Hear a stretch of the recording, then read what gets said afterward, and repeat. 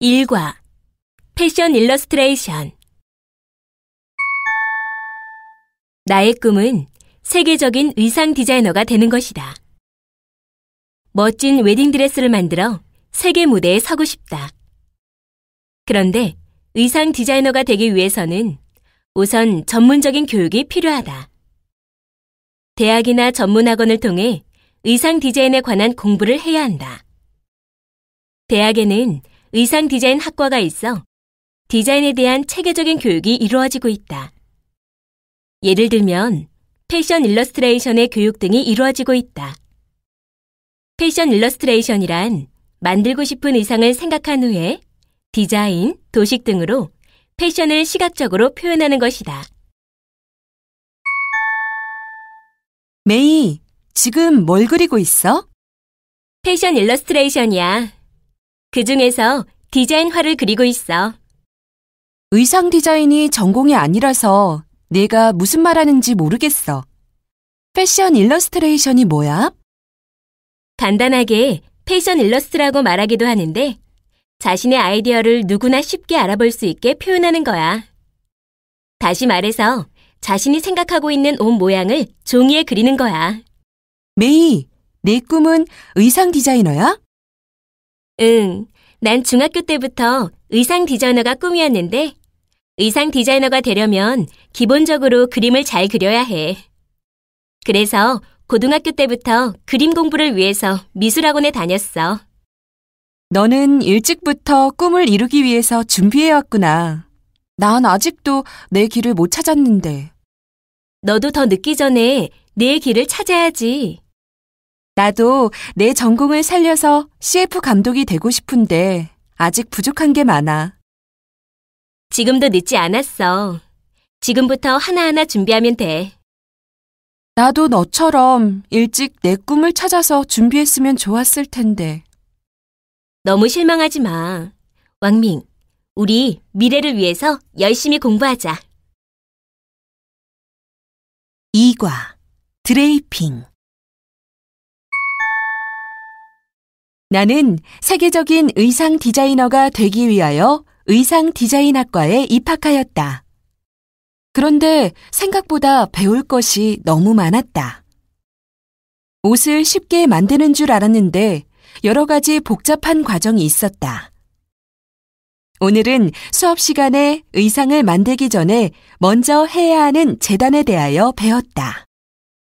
재단 방법은 평면 재단과 입체 재단으로 구별되었다. 평면 재단은 신체의 치수를 재어 그 도안을 옷감 위에 놓고 재단하는 방법이다. 입체 재단은 인체에 직접 옷감을 이용하여 핀을 꽂아 원하는 디자인을 만드는 방법으로 드레이핑 또는 시팅이라고 한다. 오늘은 두 가지를 다 배웠는데 나는 평평한 바닥에 재단하는 것보다 인대에 하는 입체 재단이 재미있었다. 내가 한 재단이 멋진 옷이 된다는 생각에 하늘을 날아갈 것 같은 기분이다. 마오, 오늘 오후에 시간 있어? 전공 숙제가 있는데 많지 않으니까 저녁에 해도 돼. 그런데 무슨 일 있어? 저번에 드레이핑한 웨딩드레스 입어보러 가는데 같이 갈래? 남자친구하고 같이 가는 거 아니야? 보통 남자친구하고 같이 가잖아. 그 사람은 오늘 회사에서 중요한 일이 있어서 시간을 낼 수 없어. 그래, 같이 가자. 어서 오세요. 김혜정 손님 맞으시죠? 네, 제 이름을 기억하시네요. 저번에 드레이핑한 웨딩드레스 입어보려고요. 네, 다 됐습니다. 이 웨딩드레스예요. 예쁘죠? 네, 예쁘네요. 이쪽으로 오셔서 입어보세요. 네. 혜정아, 정말 예쁘다. 정말? 나한테 잘 어울려? 너한테 정말 잘 어울려. 옷감도 고급스럽고 디자인도 아주 예뻐. 신부 화장하면 더 잘 어울리겠지? 당연하지. 정말 천사가 하늘에서 내려온 것 같아. 3과 이집트 복식사. 내일은 이집트로 배낭여행을 가는 날이다. 여행을 가기 전 이집트에 대하여 여러 가지 정보를 알아보았다. 나는 각 나라의 의상에 관심이 많다. 그래서 이집트의 의상과 기후, 사회제도에 대하여 조사해보았다.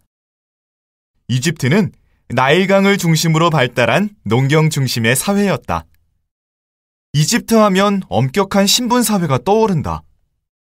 이집트는 신분에 따라 의복의 모양이나 입는 방법이 달랐다. 남자의 기본적인 옷은 로인 클로스를 입었다. 시대와 신분에 따라 그 길이와 감는 방법에 많은 차이가 있었다. 지배계급은 의상뿐 아니라 생활도 사치스럽고 하층민은 비참한 생활을 하였다고 한다. 이러한 정보를 바탕으로 이집트의 문화를 느낄 수 있는 다양한 것들을 체험하고 싶다. 한국 결혼식은 처음 봐. 그래? 보니까 어때? 신랑, 신부, 어머니들이 입은 한복이 참 아름다워 보였어. 예전에는 신랑 신부 아버지들도 한복을 입었었는데 지금은 양복을 많이 입으셔. 그리고 결혼식 끝나고 신랑, 신부가 한복으로 갈아입고 신랑 가족들에게 인사하는 거 봤는데 그게 뭐야? 패백이라고 하는 거야. 신부가 신랑 가족이 되었다고 인사드리는 거야. 예전에는 신랑 가족에게만 인사드렸는데 지금은 신부 가족에게도 인사를 드려. 그렇구나. 패백할 때 신랑, 신부가 입은 한복이 특별해 보였어. 장신구도 많고 옷도 복잡해 보였어. 근데 신부 머리에 쓴 건 뭐야? 족두리야. 그리고 패백 한복은 보통 한복보다 화려하고 여러 겹을 겹쳐입기 때문에 입는 방법도 복잡해.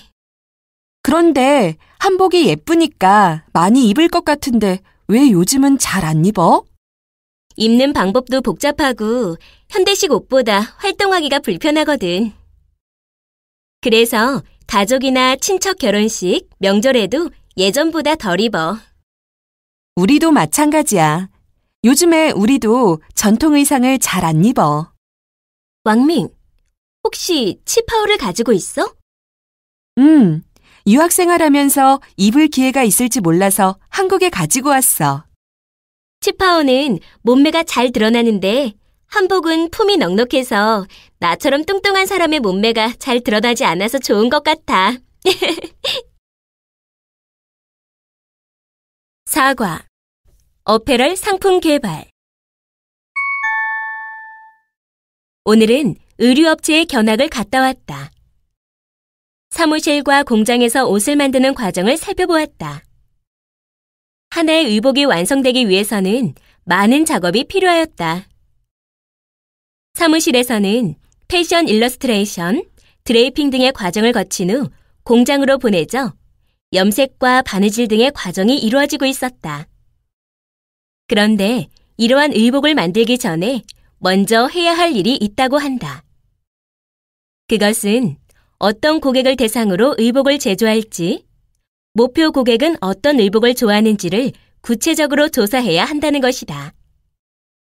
이와 같은 정보를 바탕으로 누구를 대상으로 어떤 의복을 만들지 상품화 계획을 세우는데 이것이 머천다이징이다. 내가 만드는 의상은 엄마를 위한 옷이니 먼저 엄마를 대상으로 어떤 옷을 좋아하시는지 시장 조사를 해봐야겠다. 옷 사고 싶은데 괜찮은 가게 좀 알려줄래? 어떤 옷을 살 건데? 요즘 유행하는 짧은 반바지를 사려고 해. 싸고 좋은 옷을 파는데 알아? 내가 자주 가는 가게가 있는데 가볼래? 단골 가게가 있어? 응, 대학 1학년 때부터 지금까지 자주 가는 가게가 있는데 비싸지도 않고 옷감도 좋아서 단골 손님들도 많아. 액세서리도 파는데 싸고 아주 예뻐. 그 가게는 왜 그렇게 싸게 팔아? 주인이 대학 때 의상 디자인을 전공했는데 디자인과 생산을 직접 해. 액세서리도 디자인과 제작을 직접 해. 아, 유통 과정이 없어서 다른 가게보다 싸게 파는구나. 그렇지. 주인이 생산, 유통, 판매를 모두 직접 하니까 싸게 팔 수 있지. 값이 싼 것도 있겠지만 아마 주인이 패션 감각이 뛰어나서 단골 손님들이 많은 것 같아. 그렇지. 새로운 패션 정보를 수집하기 위해서 패션 잡지도 구독하고 세미나도 다녀. 대단하다. 그렇게 노력하니까 가게가 잘 될 수밖에 없지. 그럼 이제 출발해볼까? 5과 공공 디자인. 여러분은 의상 디자인에 대해서 공부해 본 적이 있을 것입니다. 의상 디자인은 무엇을 하기 위한 디자인이었죠? 네, 의복을 만들기 위한 디자인이었습니다. 그럼 공공 디자인은 무엇을 의미하는 것일까요? 잠시 생각해 보십시오.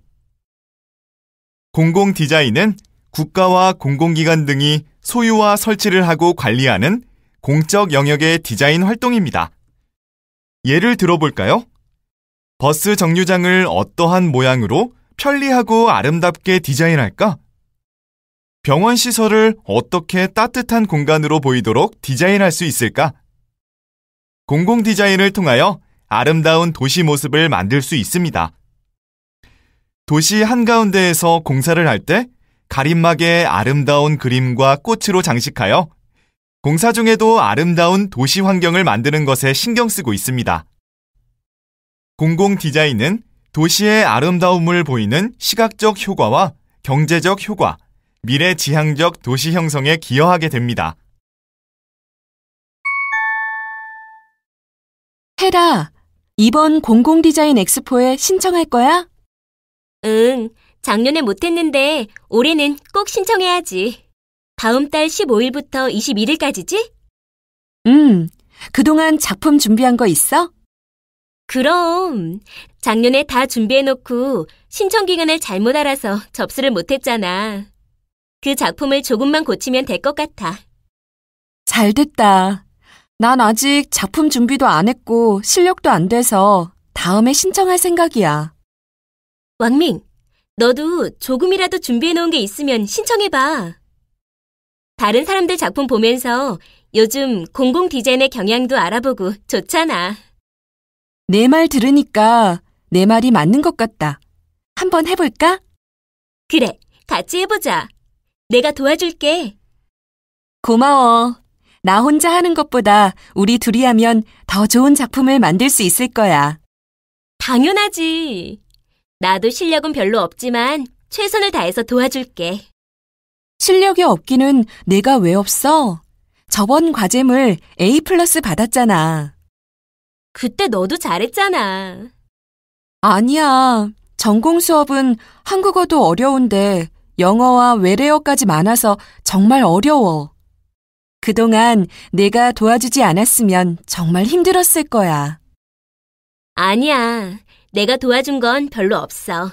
다 내 노력 덕분이지. 6과 텍스타일 디자인. 여러분은 지금까지 의상 디자인, 공공 디자인에 대하여 공부를 하였습니다. 지금까지 공부한 디자인에 대하여 생각해 볼까요? 의상 디자인은 의상을 만들기 전에 디자인을 하는 것이었고, 공공 디자인은 공공시설에 대한 디자인이었습니다. 이번 시간에 배울 텍스타일 디자인은 섬유 디자인입니다. 의상을 만들기 전에 용도에 맞는 실의 재질을 선택하고 색을 입히는 등 섬유의 디자인을 하는 것입니다. 그럼 숙녀복에 대한 텍스타일 디자인을 해볼까요? 숙녀복을 만들 때 실의 재질은 어떤 것이 좋을까요? 실의 재질은 부드러운 견섬유가 좋겠네요. 색상은 어떨까요? 여성용이므로 화려한 색상이 인기가 좋겠네요. 자, 6과에서는 여러분이 텍스타일 디자이너가 되어볼 시간입니다. 나 다음 주부터 요가 배우기로 했어. 헤라, 넌 특별히 하는 운동이 있니? 응, 주말마다 등산해. 그리고 시간 있으면 책이나 영화를 봐. 그렇구나. 혹시 평일에 시간 있으면 같이 요가 배우러 다닐래? 응, 나도 배우고 싶어. 근데 너 요가복은 샀어? 그럼 다음 주부터 배우는데 당연히 샀지. 요가 배울 때 꼭 요가복 입고 해야 돼? 편한 옷 아무거나 입으면 안 돼? 무슨 운동이든지 꼭 그 운동에 맞는 옷을 입고 해야 돼. 너 등산할 때 등산복 입고 하지? 당연하지. 등산복은 땀 흡수도 잘 되고 통풍도 잘 되는 재질로 되어 있어서 등산할 때 아주 좋아. 등산할 때 등산복을 입는 것처럼 요가할 때도 요가복을 입고 해야 돼. 요가복은 착용감이 좋고 신축성도 좋아서 요가할 때 아주 편하고 좋아. 그렇구나. 그럼 나도 요가복을 사야겠다. 걱정하지 마. 내가 산 가게에 가서 사면 되니까. 그러면 되겠다. 좀 싸게 살 수 있겠지? 글쎄, 내가 샀으니까 주인이 아마 깎아줄 거야. 그랬으면 좋겠다. 7과 색채학. 색은 우리의 일상생활과 관련이 많이 있습니다. 예를 들면 기업에서 옷을 만들 때와 상품을 개발할 때에도 색은 중요한 역할을 합니다. 여러분이 색을 다루는 사람이라면 아파트 내부를 시설할 때 어떠한 점을 중요하게 생각하겠습니까? 검정색으로 하게 되면 어두워서 이미지가 좋지 않게 되겠죠? 밝은 색은 어떨까요? 어두운 색보다는 받는 이미지가 훨씬 좋겠죠? 이렇게 색에 따라 사람의 감정이 움직이게 됩니다. 색이 주는 이미지 때문이죠. 아파트 내부를 검정색으로 하게 된다면 이미지가 좋지 않기 때문에 상품에 따라 색채 조절이 필요합니다. 그럼 검정색은 어떤 곳에 또는 어떤 물건에 어울릴까요? 제 아이가 성격이 급하고 산만한데 방을 어떻게 꾸미면 좋을까요? 성격 급하고 산만한 아이방의 벽지는 깔끔한 녹색 계통, 커튼은 체크가 좋습니다. 녹색은 스트레스 해소, 집중력 강화, 안정, 혈액순환 등에 도움이 됩니다. 마음을 차분하게 안정시켜줄 수 있는 차가운 계열의 색상으로 공간을 만들어주면 좋으며 파란색 계열이나 녹색 계열 색으로 집중력을 높여주고 정리정돈을 스스로 할 수 있는 수납 공간을 마련하여 깔끔한 분위기를 만들어 주십시오. 제 아이는 너무 차분하고 평소에 우울해하는데 방을 어떻게 꾸미면 좋을까요? 노란색은 우울하거나 초조한 기분을 완화시켜주는 역할을 합니다. 아이가 밥을 잘 먹지 않을 때 노란색과 오렌지색으로 부엌을 꾸미면 식욕이 높아지기도 합니다. 그래서 노란색 계통은 우울하거나 너무 차분한 아이에게 좋습니다. 제 아이는 다른 아이와 잘 어울리고 성격도 평범한데 어떻게 꾸미면 좋을까요? 3, 4세 이후부터는 다른 사람의 방해를 받지 않고 혼자 상상 속의 세계에서 놀기를 좋아합니다. 그러니 자신이 좋아하는 색을 직접 선택하게 해서 꾸며주는 게 좋습니다. 그러나 너무 화려하지 않는 게 좋을 것 같습니다. 보통 여자아이는 분홍색 계열을 많이 선택하고 남자아이는 파란색 계열을 많이 선택합니다. 8과 인쇄학. 여러분은 미국의 16대 대통령 에이브러햄 링컨 대통령을 잘 알고 있을 것입니다. 그는 어떤 훌륭한 일을 했을까요? 여러분은 링컨 대통령의 이야기를 어떤 방법으로 접하였습니까?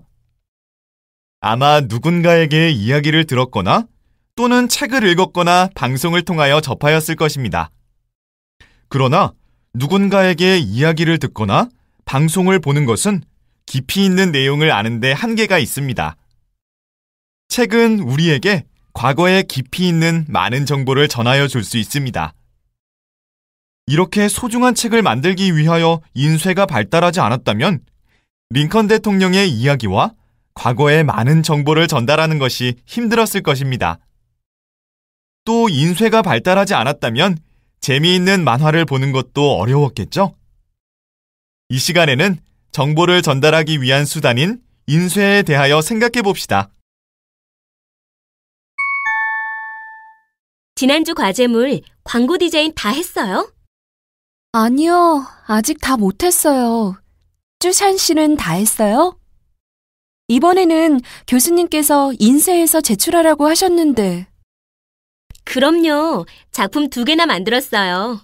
벌써 인쇄도 해놨어요. 혹시 좋은 아이디어 있어요? 있으면 좀 도와주세요. 난 사탕 포장지를 만들었어요. 이거예요. 잘했네요. 어느 것을 낼 거예요? 난 이게 좋은데 유미 씨 생각은 어때요? 난 화려한 게 좋은데요. 그런데 쭈샨 씨는 언제 포토샵을 배웠어요? 고등학교 다니면서 혼자 책으로 배웠어요. 정말 대단하네요. 난 학원에 다녔는데. 처음에 강의가 너무 어려워서 무척 힘들었어요. 저는 제가 하고 싶은 일이 있으면 즐기면서 하는 성격이에요. 그래서 포토샵을 혼자 공부하면서 힘들었지만 하나하나 알아가는 재미가 있어서 즐겁게 공부했어요. 쭈샨 씨는 적성에 맞는 전공을 선택한 것 같네요. 유미 씨도 잘하잖아요. 참, 유미 씨가 좋은 아이디어 있으면 달라고 했죠? 네, 좋은 아이디어 있어요? 천연비누 포장 광고를 만들어 보세요. 저한테 자료가 있는데 줄게요. 9과 미술학 개론. 미술은 우리의 일상생활이 모두 대상이 됩니다. 그림을 그릴 때 무엇을 보고 그릴까요? 그림을 그리기 위해 먼저 우리의 주위를 살펴봅시다. 자연도 대상이 될 수 있고 인간과 사물이 모두 대상이 될 수 있겠네요. 자연을 주제로 그린 그림은 산수화, 풍경화라고 합니다. 사람의 얼굴을 그린 그림은 무엇이라고 할까요? 인물화라고 합니다. 서양 화가인 빈센트 반 고흐는 자신의 모습을 그린 자화상이라는 작품을 남겼습니다. 그렇다면 풍속화는 무엇일까요? 풍속화는 그 시대의 풍습을 그린 작품을 말합니다. 그 당시의 학교의 모습과 민속놀이 등을 소재로 그린 그림을 풍속화라고 할 수 있겠죠. 헤라, 오랜만이야. 그런데 여기 인사동에는 웬일이야? 동양화 수업을 듣는데 다음 주까지 작품을 제출해야 돼. 그래서 아이디어 좀 찾을 수 있을까 해서 화랑에 좀 가려고. 그래? 나도 따라가고 싶은데 같이 가도 돼? 잘 됐다. 나도 혼자 가면 심심한데. 그런데 서양화와 동양화는 어떻게 구분해? 서양화는 물감을 사용해서 그린 수채화, 유화, 파스텔화 등이 있어. 동양화는 먹을 사용해서 그린 수묵화, 수묵 담채화 등이 있어. 그런데 여기 신기한 게 있어. 이건 글자 같기도 하고 그림 같기도 한데 뭐지? 전문 용어로 혁필화라고 해. 쉽게 말하면 그림 글씨지. 혁필화? 처음 들어. 내 이름으로도 그림을 그릴 수 있을까? 당연하지. 한번 해봐. 너는 안 할래? 난 벌써 해서 내 방 벽에 걸어 놓았어. 예전에는 이런 그림을 그리는 사람들이 많았었는데 요즘은 거의 없어졌어. 아마 인쇄 기술이 발달해서 없어졌을 거야. 내 말이 맞는 것 같아. 10과 조각. 나는 미술과 조각에 관심이 많다. 그래서 여행을 다니며 그림을 그리거나 영상으로 찍는 것을 좋아한다.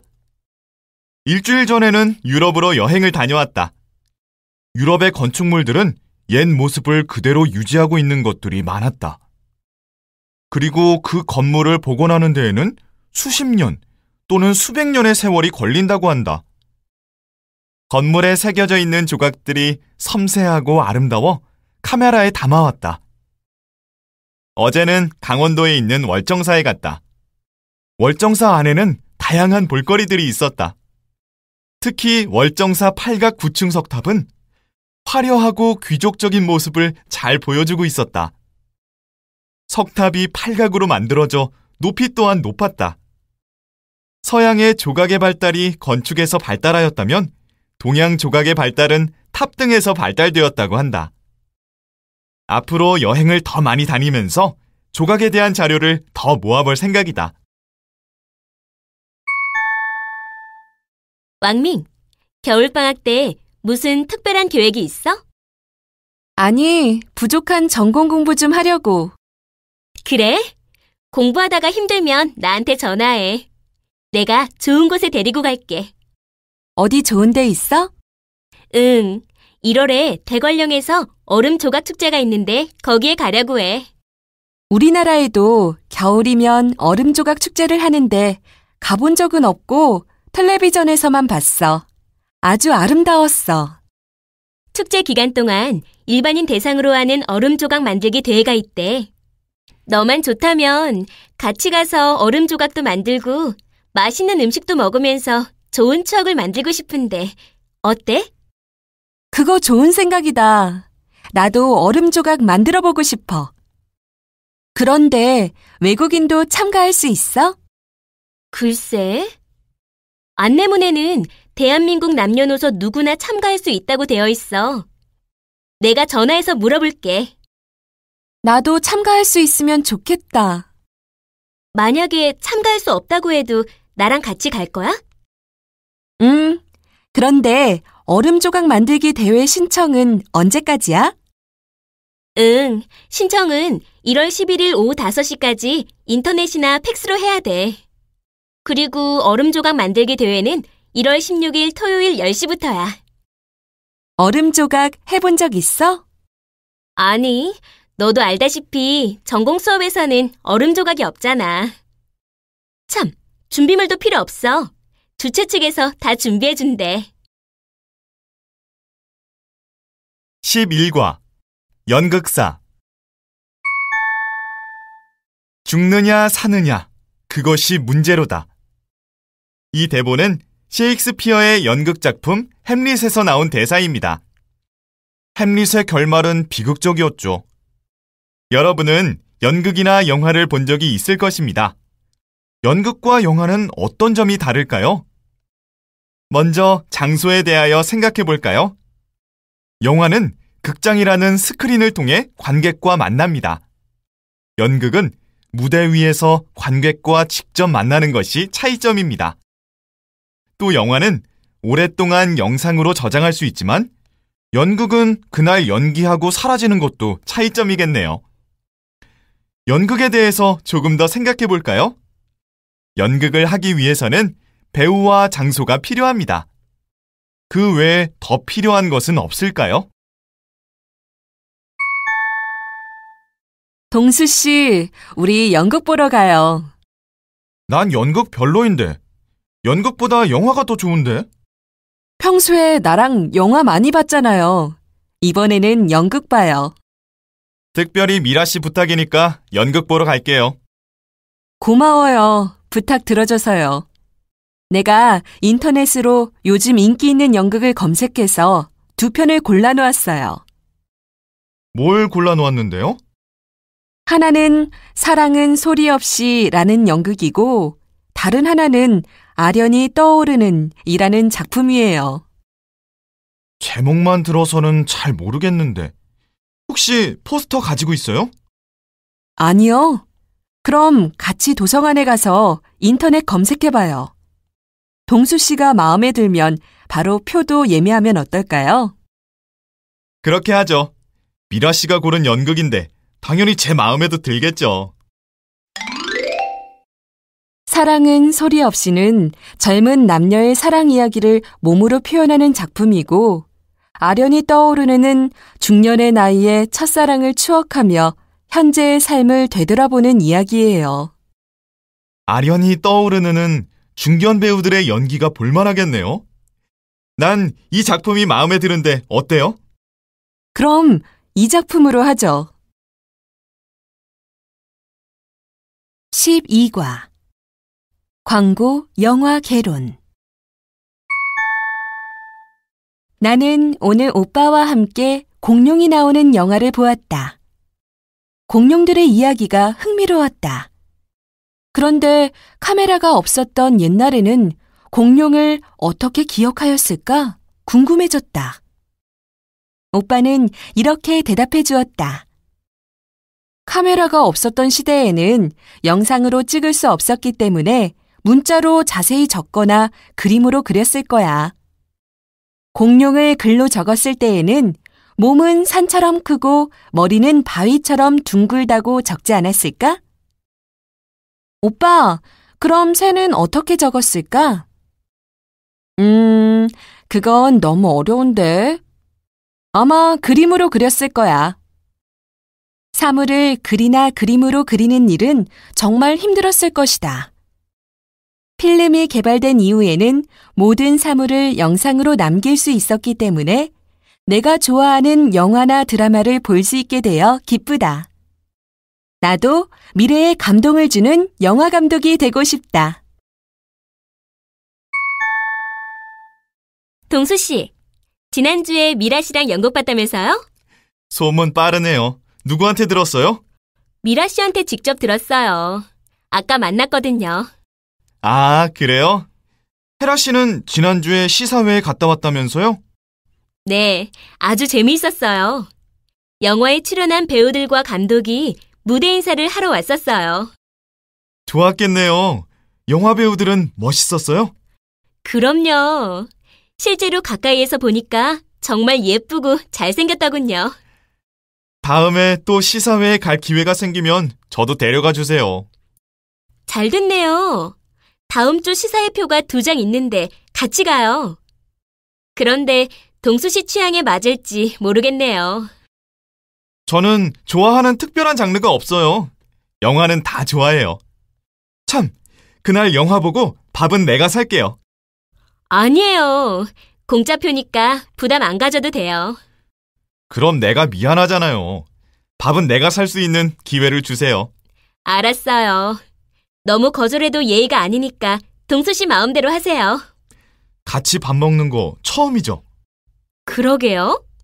하여튼 동수 씨가 영화를 재미있게 봤으면 좋겠네요. 13과 영상개론. 여러분은 드라마나 영화를 보면서 감동을 받은 적이 있을 것입니다. 감동을 받은 이유가 좋아하는 배우가 나왔기 때문도 있겠지만 더 큰 이유가 있을 것입니다. 그것은 드라마나 영화의 내용이 좋았기 때문이 아닐까요? 여러분이 감동 있게 본 드라마나 영화가 있습니까? 한국에서는 대장금이라는 드라마가 대중들에게 큰 감동을 준 적이 있습니다. 그 이유는 드라마의 내용이 주는 메시지가 좋았기 때문입니다. 맛있는 요리를 주제로 권선징악을 알리고 성실한 사람이 성공한다는 것을 알게 하는 드라마였습니다. 감동을 주는 드라마는 연기자들의 뛰어난 연기도 중요하지만 그보다 더 중요한 것은 드라마의 내용과 구성입니다. 여러분이 감동 있게 본 드라마는 어떤 것이 있습니까? 헤라야, 오랜만이다. 방학 때 좋은 소식 있었다고 들었어. 응, 유미야. 대학생 단편 영화 공모전에서 1등을 수상했어. 정말 대단하다. 그런데 혼자 그 영화를 제작한 거야? 아니, 미라하고 같이 만들었어. 방학 내내 쉬지도 못하고 영화만 제작했겠다. 그렇지. 둘이서 영화 찍으러 다니는데 장비가 너무 무거워서 아주 힘들었어. 도와주는 사람도 없이 둘이서 그 모든 장비를 들고 다녔거든. 정말 힘들었겠다. 방학 동안에는 비도 많이 왔었는데 고생 많았겠다. 응, 비싼 장비 비 맞지 않도록 하려고 얼마나 고생했는데. 비가 많이 내릴 때는 미라 아버지가 도와주셨어. 그랬구나. 영화 제작하면서 둘이 말다툼은 안 했어? 당연히 했지. 작업하면서 둘도 의견이 안 맞아서 힘들었는데 진짜 영화 감독들은 많은 스태프들과 일할 때 얼마나 힘들까 하고 생각했어. 난 영화 제작에 관심도 없고 잘 알지도 못하니까 거기까지는 생각도 못 해봤어. 영화 보는 건 좋아하지? 거의 일주일에 한 번은 봐. 난 혼자 영화 보는 게 취미야. 14과 미용학 개론. 수지는 오늘 친구의 결혼식이 있습니다. 그래서 신경 쓸 일이 많이 있습니다. 옷은 어떤 옷을 입어야 할까? 화장과 머리 모양은 어떻게 해야 할지 고민이 많습니다. 친구의 결혼식일 경우 의상과 메이크업, 머리 모양은 어떻게 하면 좋을지 함께 생각해 볼까요? 의상은 친구의 결혼식이니 너무 화려하지 않는 것이 좋겠네요. 그래서 수지는 너무 화려하지 않은 검정색과 흰색 정장으로 결정했습니다. 화장도 결혼을 하는 친구가 더 예뻐야 하니 수수하게 하는 것이 예의일 것입니다. 머리 모양도 단정한 머리 스타일이 좋겠네요. 이렇게 의상과 화장법, 머리 모양은 상황에 맞게 하는 것이 필요합니다. 그럼 연말에 있는 파티에는 어떤 화장과 머리 모양이 어울릴까요? 혜라야, 너 요즘 피부 관리하고 있니? 왜? 얼굴이 예뻐진 것 같아? 얼굴빛이 많이 밝아지고 얼굴도 깨끗해지고 눈가의 주름도 없어진 것 같아. 사실 요즘 피부 관리를 받고 있어. 그거 비싸지 않아? 경제적으로 부담이 될 텐데. 제품과 횟수에 따라 가격이 많이 달라. 난 내 여건에 맞는 걸로 받고 있어. 내가 직접 부담해? 아니면 부모님이 도와주셔? 내가 아르바이트해서 부담해. 대학 등록금 마련하시느라 힘드신데 이런 것까지 부모님께 부담드릴 수 없잖아. 그런데 피부 관리 받은 지 얼마나 됐어? 3개월쯤 됐어. 3개월 지나니까 조금 효과가 나타나는 것 같아. 다른 사람들도 얼굴이 좋아졌대. 나도 피부 관리 받고 싶은데 내가 다니는 피부 관리실 괜찮아? 그럼 직원 모두 아주 친절하고 특히 나를 담당하는 직원은 마사지를 아주 잘해. 그래? 그럼 나도 너 갈 때 같이 가도 돼? 당연하지. 내일 가니까 같이 가서 상담을 먼저 받아봐. 그렇게 할게. 그럼 내일 보자. 15과 메디컬 스킨케어. 저는 요즘 여드름 때문에 고민이 많습니다. 며칠 전에 친구로부터 여자친구를 소개받았는데 제 얼굴에 있는 여드름 때문에 싫다는 소리를 들었습니다. 그래서 오늘은 큰맘 먹고 여드름을 치료하기 위하여 피부과에 갔습니다. 병원 피부과에 가서 의사 선생님에게 진료를 받았습니다. 여러 가지 기계로 여드름의 상태를 보시더니 상태가 심하다고 하셨습니다. 사실 중학교 때부터 여드름이 나기 시작했거든요. 그래서 약물 치료와 함께 레이저 치료를 받기로 했습니다. 앞으로 깨끗해질 내 얼굴을 생각하니 벌써부터 기분이 좋습니다. 그런데 치료를 받은 후에 바로 기말고사가 있는데 어떻게 하면 좋을지 의사 선생님에게 상의를 했습니다. 기말고사에 지장이 없도록 화장품을 주시며 피부 관리를 해주신다고 합니다. 엄마, 나 여드름이 어제보다 더 심해졌어요. 어떡하니? 피부과에 다닌 지 3달이나 지났는데. 병원에서 처방해준 약을 바르면 좀 나아지지만 안 바르면 다시 심해져요. 레이저 수술을 할까? 아니면 다른 피부과에 가볼까? 수술보다는 다른 피부과에 가서 진찰을 받아보는 게 더 좋을 것 같아요. 알았다. 내가 다른 피부과를 알아볼 테니까 너무 스트레스 받지 마. 여기 다른 피부과에서 받은 진찰 기록입니다. 3달 동안 치료를 받으셨군요. 네. 그런데 좀 괜찮다 싶어서 약을 안 바르면 여드름이 다시 심해져요. 약을 꾸준히 바르는 것도 중요하지만 먹는 음식도 중요합니다. 술도 마시면 안 되고 사우나도 자주 하면 안 좋습니다. 그리고 지나친 육류 섭취보다는 비타민C가 들어있는 과일과 채소를 많이 드십시오. 전 그냥 병원에서 처방해준 약만 잘 바르면 되는 줄 알았어요. 그리고 물을 자주 마셔주면 좋습니다. 세수하실 때는 물이 너무 차거나 뜨거우면 안 좋습니다. 비누 거품을 많이 내서 얼굴에 마사지 하듯이 하는데 피부를 너무 힘있게 문지르시면 안 됩니다. 자극을 주면 안 되거든요. 선생님 말씀을 들으니까 평소 제 생활 습관에 문제가 많았네요. 마지막으로 충분한 수면을 하셔야 합니다. 간호사한테 말해둘 테니까 주의사항을 받아가십시오. 집에 가셔서 꼭 읽어보시고 지키시기 바랍니다. 네, 알겠습니다. 감사합니다.